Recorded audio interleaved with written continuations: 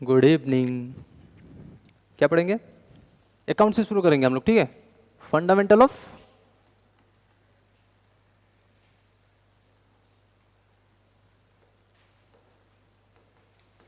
Financial account. Cost को मैं नहीं जोड़ रहा हूँ, सिर्फ फाइनेंशियल।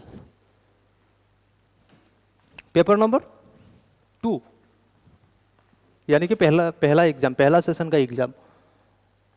पेपर नंबर 2 पहला सेशन का एग्जाम है ये।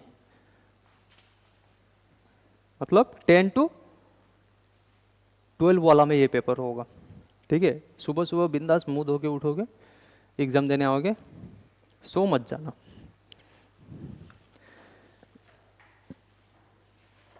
जो सबसे ज़्यादा वेट है यानी कि अकाउंटिंग फंडामेंटल्स, उसी को स्टार्ट करते हैं। स्टार्ट क्या करना है, डिस्कस ही करना है भाई। जितना आप लोग क्लास 12 में नहीं पढ़े उससे ज़्यादा पढ़ा देंगे तो दिक्कत हो जाएगा ना। सुनो ना, हम लोग बिजनेस करते, करें क्या बिजनेस? सुनो, मैं गाते रहूँगा, आप लोग सुनते रहो, बीच बीच में वाह वाह वाह वाह करते ना। करोगे? मैं बोल रहा हूँ करने के लिए, तो हाँ बोलो कम से कम। वाह वाह वाह वाह, आधा वादा मत बोलना, ठीक है, वाह वाह बोलना। हम लोग बिजनेस करेंगे। हम लोग का बिजनेस का मेन मोटिव क्या होगा? पैसा। पैसा। किसको किसको लगता है पैसा? सिर्फ पैसा? ये सन्नाटा क्यों है? सही आता है, गलत आता है, बोलो। सीखने आए हो? एक्सपर्ट हो क्या आप लोग? एक्सपर्ट हो कोई भी? नहीं हो ना, यानी कि आपको सीखना है। सीखने के लिए कोई गलत जवाब देते हो ना तो भी कोई नुकसान नहीं है, सीख के ही जाओगे। बिना सीखे नहीं जाओगे। दरवाजा से अंदर आए ना, कुछ ना कुछ लेके जाओगे आज। घर में जाके रात को चैन का नींद सोओगे, ये सीखा मैं आज। सुबह उठ के भूलना नहीं है, रिवीजन करना उसको। हम लोग जो बिजनेस करते हैं ना, हम लोग का सिर्फ मेन मोटिव पैसा कमाना नहीं हो सकता। प्रॉफिट वही पैसा कमाना ही हो गया ना। सबके पापा कुछ ना कुछ करते हैं ना, कुछ ना कुछ इनकम है। उन्होंने कहीं पे जमीन खरीदा क्या? घर बनाया, गाड़ी खरीदा, अपना प्रॉपर्टी बढ़ाया, बढ़ाया, अपना संपत्ति बढ़ाया ना। संपत्ति को वेल्थ बोला जाता है। तो वेल्थ मैक्सिमाइजेशन भी होगा टारगेट। नहीं तो सिर्फ आप प्रॉफिट को ध्यान दोगे। प्रॉफिट तो कोई भी कमा सकता है, कमा सकता है ना। आप कुछ भी काम करोगे आपको इनकम मिलेगा, थोड़ा सा फायदा मिलेगा, कुछ तो पैसा मिलेगा ना। तो आप कमा लिए, लेकिन आप अपना संपत्ति नहीं बढ़ा पाए, सिर्फ पैसा कमा के क्या करोगे? चार को चक्का वो तो मांग लेंगे। आप लोग कहाँ से मांगोगे चार को चक्का? खरीदना पड़ेगा ना। तो वेल्थ मैक्सिमाइजेशन भी अपना गोल होगा, ठीक है। लेकिन अगर वेल्थ मैक्सिमाइजेशन और प्रॉफिट मैक्सिमाइजेशन, अगर ये दोनों मेरा गोल है, तो मैं बोल दूंगा कि इसका मर्डर करो जाके, तुम्हें मैं एक खोखा दूंगा प्लस एक सी फेसिंग बंगला दूंगा। कर दोगे? वो कर देंगे, भरोसा नहीं है मुझे उनका। तो ये तो इलीगल हो गया ना, क्राइम हो गया ना। तो बिजनेस में भी उस तरीके से कुछ रूल्स, प्रिंसिपल, फ्रेमवर्क है जो अपने को फॉलो करना होगा कि मुझे पैसा कमाना है तो किस तरीके से, कौन सा रूल मुझे फॉलो करना है, ठीक है। वही पढ़ेंगे। डेफिनेशन से स्टार्ट करें क्या? ये अपना कौन डेफिनेशन दिया है? American institute of certified public accountants. ये क्या होता है? जैसे आप लोग यहाँ पे सीए में पढ़ रहे हो, सीए पढ़ रहे हो ना, वहाँ का ये भी एक बोर्ड है। प्रोफेशनल अकाउंटेंट बनेगा इससे। अगर आप लोग यूएसए में पैदा हो गए होते गलती से, ठीक है, भाग्य से यहाँ पे हो, गलती से होते तो यूएसए में होते हैं, ठीक है। हाँ होता है यार, पड़ोसी को नहीं पहचान पाते, क्या फ़ायदा? कुछ फ़ायदा है क्या? तो उन लोग क्या डेफिनेशन दिए देखो। Accounting is the art of recording, क्या बोल रहा है? आर्ट ऑफ, फिर classifying and summarising in a significant manner and in terms of money transaction and event which are in part at least of a financial character and interpreting the result thereof. समझ गए? समझ गए ना? क्या समझे बताओ? हाँ?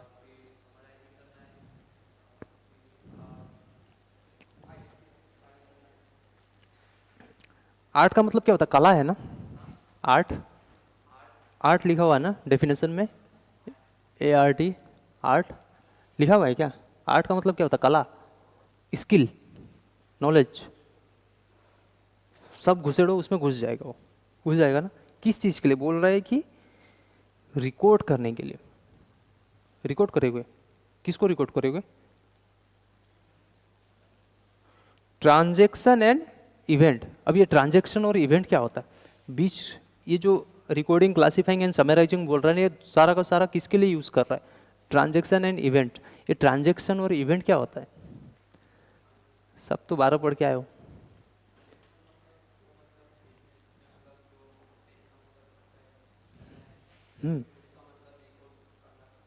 इवेंट क्या होता है? ट्रांजेक्शन एंड इवेंट, वो लोग साथ में वर्ड यूज कर रहा है, ट्रांजेक्शन एंड इवेंट। ये ऐसा काहेला यूज कर रहा है? उन लोग एंड बोला है, कोमा दे के नहीं बोला है कि ट्रांजेक्शन अलग हो गया, इवेंट अलग हो गया। मतलब कहीं ना कहीं दोनों एक दूसरे के साथ जुड़ा हुआ है। तो ट्रांजेक्शन एंड इवेंट क्या होता है?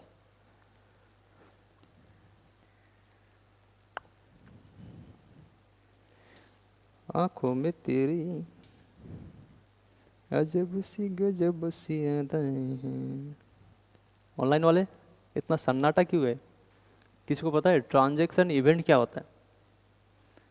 थोड़ा सा भी? ट्रांजेक्शन तो सबको पता है, लेकिन मैंने बोल दिया कि बीच में एंड लगा हुआ है, इवेंट साथ में है, तो जोड़ के बताओ। तो सन्नाटा हो गया इधर। मतलब मेरे पास जो भी है, उधर वाले कहीं सन्नाटा है? वे पार्टी बदल लिए का? ओए बुड़बक, कहाँ चला गया सबका सब? चलो सीखते हैं, सीखने आए हैं, सीखने आए हैं ना। मैंने बोला मुझे भूख लग रहा है। मैंने क्या बोला? भूख लग रहा है। जाओ दुकान, आलू पेटिस लेके आओ,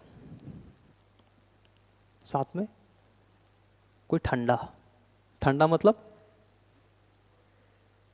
जूस, ठंडा मतलब कोको कोला। मैंने क्या बोला आप लोगों को? स्प्राइट ना, कंपनी का मार्केट गिर जाएगा अगर मैं कुछ बोलूंगा तो। अभी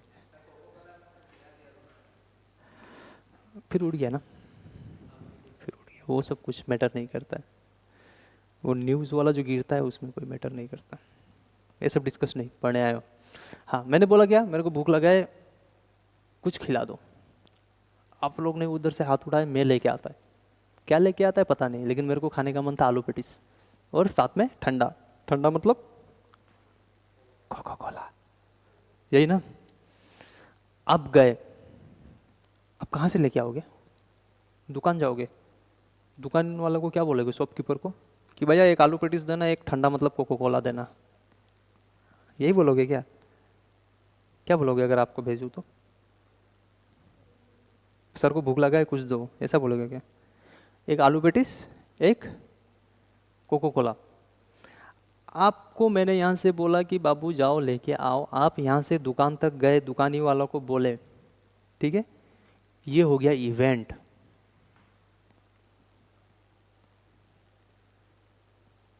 मतलब कि घटना हुआ ना कुछ, भूख लगा आप गए। तो इस तरीके से बिजनेस में भी होगा। बिजनेस में भूख नहीं लगेगा, ठीक है?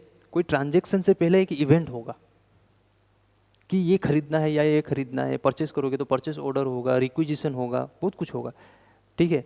ऑर्डर करोगे, फिर परचेस होगा, फिर बिल होगा, बहुत सारा प्रोसेस होगा ना। आप लोग को इंटर में मिलेगा ये सीखने के लिए। इतना भी डेप्थ में नहीं मिलेगा, जितना मैं बताया वो आपको रियल लाइफ में मिलेगा, ठीक है? आप यहाँ से गए, दुकान गए, दुकानी वाले को बोले ये दो, वो दो, फलना दो, वहाँ तक था इवेंट। अब वो आपको क्या देगा? वो सामान देगा। एक्सचेंज में आप क्या दोगे उसको?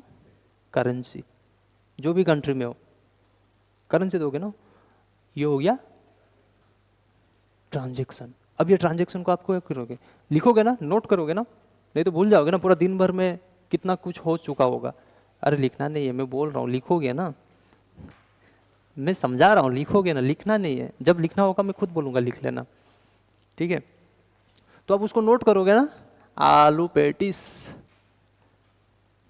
और एक प्लस कोका कोला, कितना रुपीस, 45 प्लस 15, 60 रुपीस, लिख दिए। ये हो गया आपका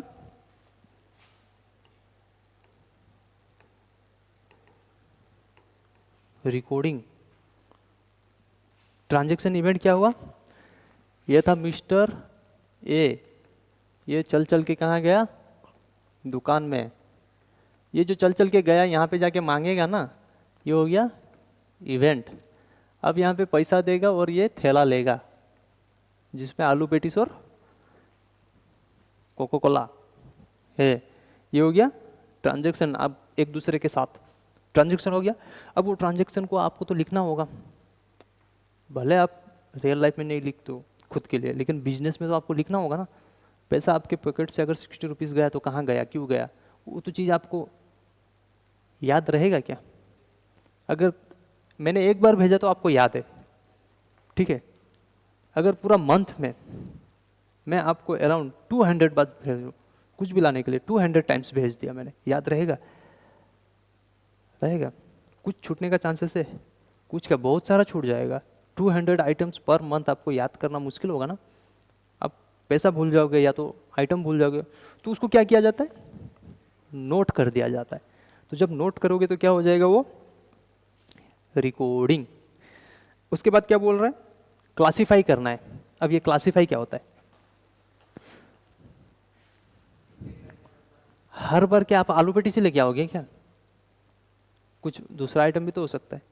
किसी दिन में आपको फर्नीचर लेने भेज दिया, किसी दिन में आपको रॉ मटेरियल लाने भेज दिया, कुछ भी तो हो सकता है।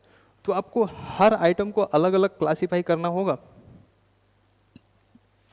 परचेस में है तो परचेस में डालना होगा, ठीक है। रॉ मटेरियल है तो रॉ मटेरियल में डालो। आपको क्लासिफाई करना होगा ना, किस हेड में जाना है, किससे रिलेटेड है ये आइटम। आलू पेटीज किससे रिलेटेड था, ये पर्सनल में आएगा या बिजनेस में आएगा, पर्सनल में आ गया, यानी कि आपको कहाँ पे डालना होगा, ड्राइंग में। तो आपको वो पता होना पड़ेगा ना। तो आपको कब पता होगा, अगर आपके पास नोट है और आपको पता है कि ये किसके लिए खर्चा हुआ है, तो आप इसको क्लासिफाई कर दोगे अलग अलग अलग अलग। तू इस घर पे जा, तू इस घर पे जा, ये इससे रिलेटेड खर्चा, ये इससे रिलेटेड। कर पाओगे या नहीं कर पाओगे, नहीं कर पाओगे, कर पाएंगे इजीली, क्योंकि आपके पास नोट है, रिकॉर्डिंग है। रिकॉर्ड को क्या करना है, क्लासिफाई करना है। लेकिन क्लासिफाई करने से पहले आप लोग के पास एक जैकपॉट वाला सिचुएशन है। जनरल एंट्री कौन मारेगा, जनरल एंट्री मारोगे तो ये जो रिकॉर्ड हुआ इसी को तो जर्नल करोगे आप लोग। बिना जर्नल के आप डायरेक्ट अकाउंट में डाल दोगे, जो हम लोग सीखे हैं हाई सेकेंडरी तक। पहले जर्नल एंट्री मारो, लेजर बनाओ, लेजर में पोस्ट करो, फिर ट्रायल में डालो, ट्रायल से फाइनल अकाउंट, यही था ना। तो जो भी आप रिकॉर्ड कर रहे हो उसको जर्नल मारोगे, जर्नल मारने के बाद ही आप क्लासिफाई करोगे कि ये आइटम किस हेड से रिलेटेड है। मतलब जर्नल मारते समय ही आपको पता चल जाएगा, क्योंकि debit the receiver credit the giver, ये कोई रूल था, मे भी शायद। कहाँ पे था ये rule, golden rule, personal account, debit the receiver credit the giver. तो आप कैसे उसको छांटते थे, समराइज कैसे करते थे, सॉरी मतलब क्लासिफाइड कैसे करते थे कि ये कौन सा अकाउंट होगा, पर्सनल रियल नॉमिनल, कुछ तो था ना, रूल था। वो पढ़ेंगे, वो भी पढ़ेंगे यहाँ पे, लेकिन अभी बस मैं हल्का सा आप लोग को वो याद दिला रहा हूँ कि ऐसा कुछ था। तो जब आपको पता था कि ये पर्सनल में आएगा या रियल में आएगा या नॉमिनल में, तो आप ऑटोमेटिकली जर्नल एंट्री मार देते थे। तो जर्नल एंट्री जैसे मारोगे तो आपको ये पता चल जाएगा ना कौन सा घर पे जाने वाला है, डेबिट साइड जाने वाला है या क्रेडिट साइड। नेक्स्ट क्या है, समराइज करना है। समराइज करने का मतलब क्या है, एक साथ परचेस वाला आइटम को एक साथ चपक करके मारो, सेल एक साइड, स्टॉक एक साइड, खर्चा एक साइड, इलेक्ट्रिसिटी एक साइड, रेंट एक साइड, सबका समराइज कर दोगे या नहीं कर पाओगे? लेजर है अपने पास, कर देंगे, पूरा साल भर का कर देंगे, यही ना। अभी तो सिस्टम में काम करते, पहले हम लोग मैनुअल थे, हम लोग मतलब बहुत पहले, मैं भी मैनुअल में नहीं गया कभी, सिस्टम में करते हैं ना। सिस्टम में आप ऐसे बैठे बैठे मार दो, कभी कभी कहीं का भी आइटम, कोई सा भी डेट का आप निकाल कर रख दोगे, तो लेजर ही है ना। मैं बोलूँगा कि सुनो ना, एक काम करो, जनवरी से जुलाई तक का मुझे परचेस दिखाओ। अब क्या खाता पलटोगे, हिसाब करोगे? नहीं करना है, सिस्टम में जाना है, डेट चेंज करना है, 1 जनवरी से लेके 31 जुलाई, क्लिक, आ गया। तो लेजर ही है, लेजर ही है ना। बस थोड़ा सा फॉर्मेट अलग करके दिखा देता है, तो हम लोग को लगता है कि बस आइटम है कुछ, लेकिन है वो लेजर।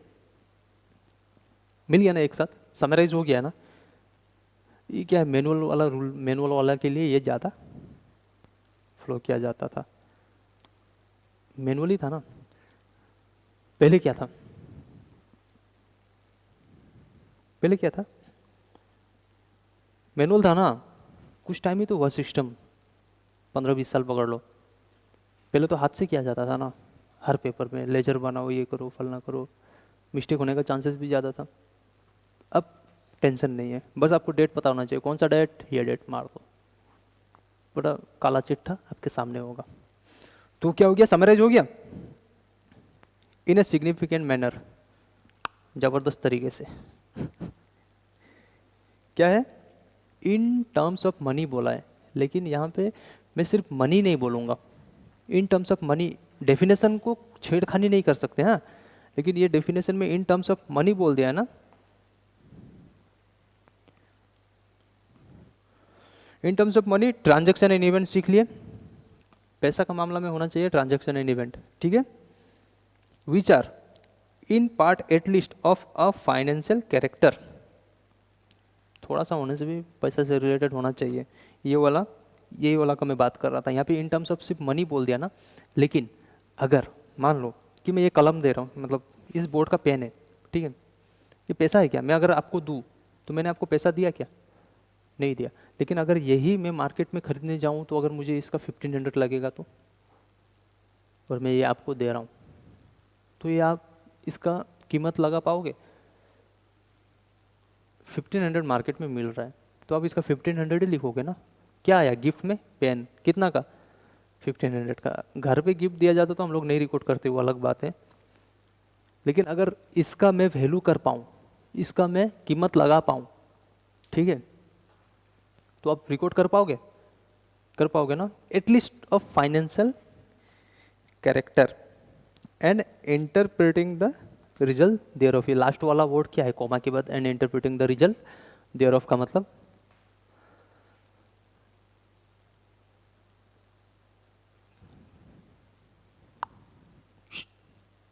सर, मैंने अकाउंट्स बना दिया, ठीक है, चलो मैं आप लोग को एग्जांपल लेता हूँ, लाइव एग्जांपल। मैं आप लोग को पढ़ा रहा हूँ, ठीक है, पढ़ाया मैं चला गया, लेकिन मैं आपको पर्पज ही नहीं बताया, ये आपको पता ही नहीं चला कि किस लिए हम लोग पढ़ रहे हैं, तो कोई फायदा हुआ क्या? नहीं हुआ। उसी तरीके से अगर हम लोग कोई अकाउंट्स प्रिपेयर कर रहे हैं, कोई खाता प्रिपेयर कर रहे हैं, हिसाब किताब लिख के रखे हुए हैं, और सामने वाला को पता ही नहीं चला कि ये हिसाब किताब में हो क्या रहा है, तो कोई फायदा है क्या? तो उसीलिए ये वो डेफिनेशन में हम लोग बोल रहे हैं, and interpreting the result thereof, इसका मतलब कि रिजल्ट क्या हुआ, फाइनल रिजल्ट। जो अकाउंट्स मैंने मेंटेन किया या अकाउंट्स मैंने बनाया, उसका रिजल्ट क्या है? प्रॉफिट है, लॉस है, लॉस है तो क्यों लॉस है, प्रॉफिट है तो कितना प्रॉफिट है, हम लोग कितना बांट सकते हैं, वो सारा चीज़ मिल जाएगा। जो अकाउंट्स होता है ना, खुद पे एक खुला किताब होगा, आपको देखते ही समझ में आ जाना चाहिए ये मार्केट या सॉरी ये अकाउंट्स का पोजीशन क्या है। अगर वो नहीं बता पाया, मतलब वो बोलेगा तो नहीं, आपको देखना है ना, ऐसे अगर को देखोगे तो आपको समझ में आ जाना चाहिए। अगर समझ में नहीं आया तो ही रीजन हो सकता है, या तो आपके पास नॉलेज नहीं है, दूसरा चीज़ वो अकाउंट्स अपना ऑब्जेक्टिव फुलफिल नहीं कर पाया। अगर आपके पास नॉलेज है तो अकाउंट्स गड़बड़ है, मतलब अकाउंट्स कुछ बता ही नहीं पाया, वो अपना ऑब्जेक्टिव, उसका ऑब्जेक्टिव क्या था? रिजल्ट देना। किसको? आप लोग को। अगर आप लोग रिजल्ट जानना चाहो कोई कंपनी का, आप उस कंपनी में इन्वेस्ट कर रहे हो, आपको रिजल्ट ही पता नहीं चल रहा है कि ये है क्या अकाउंट्स में, तो क्या फ़ायदा इन्वेस्ट करके? कोई फ़ायदा है क्या? तो ये डेफिनेशन कौन दिया था? American institute of certified public accountant. उसके बाद भी कोई एक डेफिनेशन है, वो डेफिनेशन आप लोगों को खुद पढ़ना है, ठीक है।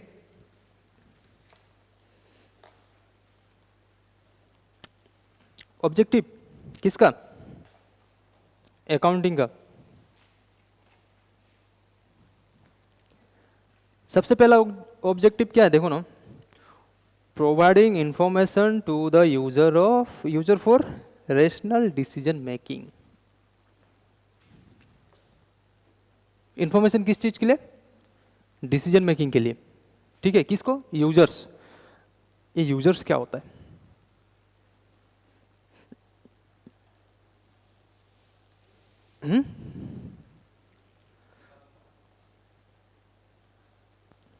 यूजर्स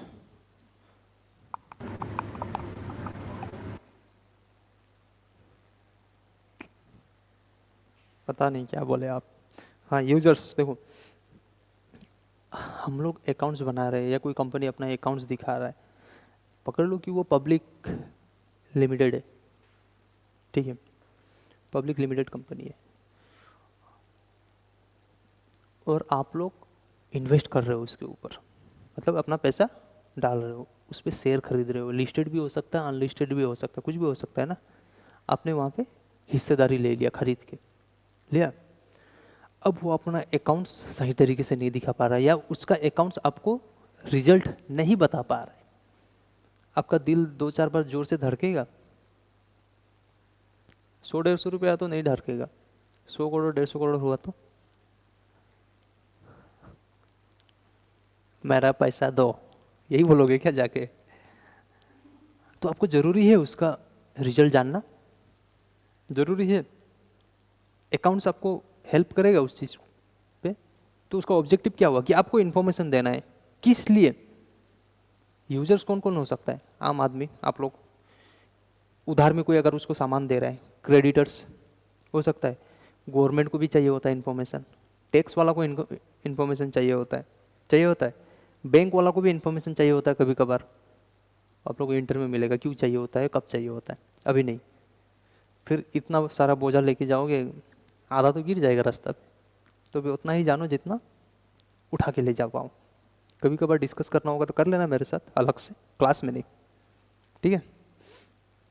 क्या बोल रहा है देखो, स्टेक होल्डर मतलब जैसे मैं बोला, अगर आप लोग इन्वेस्ट कर रहे हो तो आप लोग स्टेक होल्डर हो गए, उसका हिस्सेदारी में हो ना, तो उसको हेल्प कर रहा है, ठीक है। Owner, management, creditors, investor. Various outcome of business activities such as cost, prices, sales volume under ownership, sorry value under, return of investment etcetera. सबसे last line, accounting is identified as language of business. इसको mark करो और लिख भी लो अभी। Accounting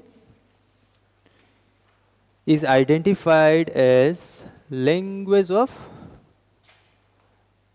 business. Accounting क्या है? Language of business. अगर अकाउंट लैंग्वेज है बिजनेस का, तो केस क्या है? पैसा, पैसा, मनी भाई बिजनेस का क्या है? लैंग्वेज क्या था? अकाउंट। तो मनी भाई मतलब केस, पैसा क्या है बिजनेस का? ब्लड है, ब्लड, खून है, ठीक है। ब्लड क्या है? पैसा। मनी भाई बिजनेस का क्या है? खून है। हमारे शरीर में जैसे खून है ना, बहुत इंपॉर्टेंट है ना, उसे बिजनेस के लिए पैसा है। बहते रहेगा इधर से उधर, बहती हवा से था वो, कहाँ गया उसे ढूंढो। अगर कहाँ गया उसे ढूंढो बोलोगे तो ये गड़बड़ हो जाएगा। तो आपको पता होना चाहिए कि वो कहाँ पे है, क्या पैसा कितना है, किस कंडीशन पे वहाँ पे गया या क्यों गया, सब कुछ ये आपको बताएगा। अगर बहती हवा सा था हो गया, मतलब कि आपका अकाउंट्स गड़बड़ हो गया। ठीक है। नेक्स्ट है सिस्टमेटिक रिकॉर्डिंग ऑफ ट्रांजैक्शन। तो ये हम लोग थोड़ा देर पहले डिस्कस किए थे ना, कि हम लोग रूल लगाएंगे ना, रूल लगाएंगे, debit the receiver, credit the giver, debit what comes in, credit what goes out, फलाना फलाना, डिमकाना डिमकाना, ऐसा कुछ था। ये रूल लगाएंगे तो सिस्टमेटिक होगा सारा काम। एक के बाद क्या होगा, पहले इवेंट, ट्रांजैक्शन, रिकॉर्डिंग, जर्नल, फिर समराइज करना, क्या क्लासिफाइड करना, फिर समराइज करना, फिर फाइनल अकाउंट बनाना। सिस्टमेटिक गया गया। एक के बाद दो आया, दो के बाद तीन आया, तीन के बाद चार, चार के बाद पाँच। ठीक है, मैंने दो को ही हटा दिया, गड़बड़ हो जाएगा, हो जाएगा ना।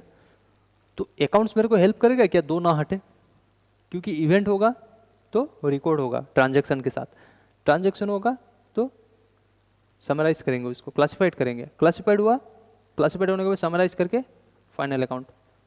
स्टेप के बाद स्टेप आपको पता है ना। कोई भी अगर यहाँ पे छूट गया तो आपका अकाउंट्स कंप्लीट होगा क्या, नहीं हो पाएगा। तो अकाउंट्स हम लोग को हेल्प करेगा इस चीज़ में, सिस्टमेटिक जाने में, क्योंकि आपके पास प्रॉपर डाटा है, मेरे पास डाटा है, हाँ मैंने इतना लिया, ये लिया, फलना लिया, डिमकाना लिया। नेक्स्ट स्टेप क्या है मेरा, ये है, तो अकाउंट्स ही तो है, वहाँ पे जाके हिसाब किताब ही तो करना है, समराइज भी तो अकाउंट्स ही है। जोड़ोगे ना आप, जब समराइज करोगे, हिसाब ऐड करोगे ना, ऐड ऑन करोगे ना, कितना हुआ, कहाँ हुआ, कैसे हुआ, नहीं करोगे, नहीं करोगे, हिसाब ही नहीं करोगे, खर्चा करोगे तो अकाउंट्स हेल्प करेगा उसमें। ठीक है, सिस्टमेटिक रिकॉर्डिंग में, किसको, ट्रांजैक्शन को। नेक्स्ट क्या है, रिजल्ट पता करना। तो थोड़ा देर पहले हम लोग डिस्कस किए थे, रिजल्ट अगर बता नहीं पाया तो वो अकाउंट्स का कोई काम ही नहीं है। रिजल्ट में अपने को सबसे ज़्यादा क्या जानना होता है, प्रॉफिट, प्रॉफिट ही जानना होता है ना। नुकसान को ऐसे करोगे ना, भाई तू तू साइड से निकल, ऐसा ही बोलोगे। कभी कभी झेलना पड़ता है नुकसान, ठीक है, हो सकता है, ये सोच के कभी नहीं करना है कि मेरे को नुकसान होगा ही नहीं, हो सकता है, उसके लिए खुद को प्रिपेयर भी करना होता है। नेक्स्ट क्या है, statement of financial position of business. इसका मतलब क्या होता है, statement of financial position of business. अपन लोग बैलेंस शीट बनाए थे, मतलब आप लोग बनाए थे, मैं तो बहुत दूर था आप लोग से, अभी जाके पास आया हूँ। दूर था ना, पता नहीं था ना मेरे को आप लोग भी आओगे। तो आप लोग हाई सेकेंडरी में अकेले अकेले चले, इस बार मैं भी हूँ आप लोग के साथ CMA का फाउंडेशन वाला दौर में। ठीक है, हाई सेकेंडरी में मैंने हाथ छोड़ दिया था तो उसके लिए सॉरी, लेकिन अभी साथ में हूँ। बताओ, जब आप लोग अकेले अकेले बैलेंस शीट कर रहे थे तो एसेट कितना है, लाइबिलिटी कितना है, केस में कितना है, डेटर्स में कितना है, कहाँ पैसा कितना है, प्रॉफिट कितना हुआ, सारा चीज़ लिखते थे। उसके बाद बैलेंस शीट टैली करते थे। उसका मतलब क्या हुआ, उसी का मतलब हुआ कि आपका फाइनेंशियल पोजीशन क्या है, कहाँ पे आप स्ट्रॉन्ग हो, कहाँ पे आप वीक हो, कहाँ पे ओवर हो गया, कहाँ पे कम हो गया, पता चलेगा, नहीं चलेगा।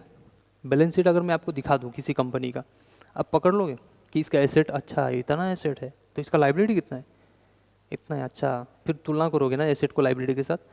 अगर ये कंपनी डूब जाता है तो लाइबिलिटी कितना है, इतना, एसेट इतना है, एसेट बेच के पे करेंगे कि नहीं, करोगे बैठ के, कभी किया हो, नहीं किया हो ना, अब करना, धीरे धीरे फाइनल तक पहुंचते पहुंचते कर ही लोगे। ठीक है,